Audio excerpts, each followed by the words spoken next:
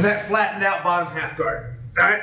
Now, a lot of the times, guys, when we're doing this, we're going to have scenarios where they're going to escape their knee, right? So just like yesterday, drop to your hip. Right, he's going to turn to his side, and he's going to start putting his hand on my leg, right? Somebody that's got really good top pressure, and he's going to start escaping this knee. It's going to happen, right? This is a scenario that happens all the time. A lot of times when they escape their knee, they'll just settle for a quarter mount, right? So they'll just drive their knee right over and wind up in a quarter mount position, and they'll keep me flat. Right, so this happens all the time. Anybody wound up in this position ever? Yeah. Right? This is a normal position for us to be in when we're fighting that half guard. Right, we don't want to let go of the quarter mount, right? Because then they've got full mount. But we also don't want to just sit here in this position, right? So I'm going to give you guys a couple tools. Now, there's a lot of times when the people get quarter mount, they're going to step with their instep on the other leg, and they're going to put it on the top of your thigh on the other side so that they can try to escape that foot, right? So they want to use that as a wedge, and then they start to open your legs, and boom, they go into a full mount position,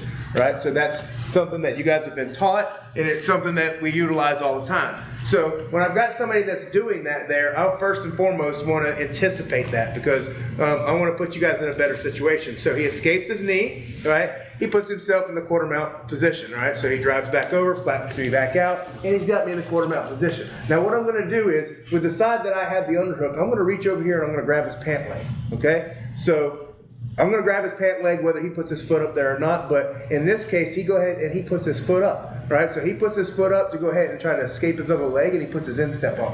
As soon as he puts his instep on me, all I'm going to do is I'm going to let go and straighten my legs, and I'm going to grab the other side. So I'm going to let go, straighten the leg, and I'm going to grab the other side. As soon as I've grabbed the other side, now I can let go of the pant leg, and now look the position that I'm in. I'm here on this side with the underhook.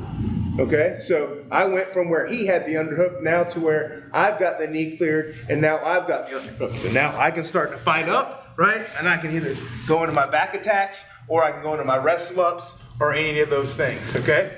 So we're here, right?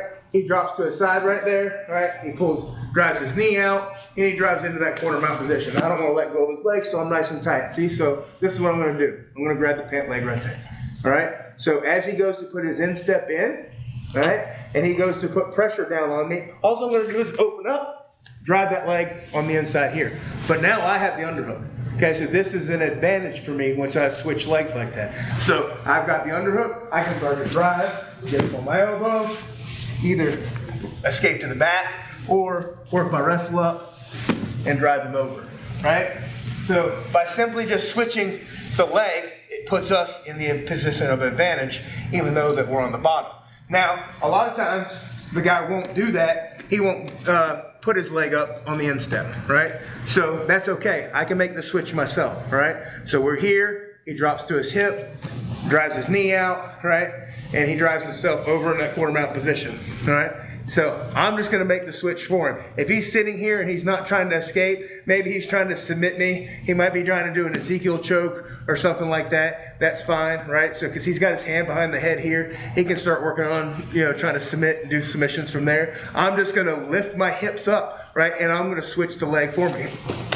Switch the leg, right? And now I'm in the underhook, the position of power here because I've got the underhook now on my side. So I need to switch my hips back out, right? I'm going to reach across his body to where I can keep my underhook. Guys, whenever I get the underhook, right, and I'm starting to establish it, I don't want to keep it low like this because he'll sit up and he'll start battling back and get the underhook back on me, okay? So anytime I get the underhook, as soon as I make that switch, I want to reach as high as possible with that underhook so that he can't get it back, okay? So my shoulder drives up into his armpit. Now I can come up, right? And I can either wrestle up or I can escape and go to the back position, all right? Start my back attacks from there. All right, so I'm going to show you that one more time. All right, so again, he's flattened me out, right? So he's got me flat. I've got no frames. I've got no nothing. He decides that he wants to drop his hip and pull his knee out. He pulls his knee out, and he just drives that thing across me and flattens me back out again, right? So I'm going to decide that I want to make the switch myself. So I'm here, right? So I'm going to let go. I've got to buck my hips up, all right? So to create the space to get underneath him. So I buck my hips up, and I grab and switch sides, all right? Now again, I need to get control of this underhook here because I'm going to start switching, getting up to my arm, getting up to my elbow, coming out to the back or wrestling up. Okay?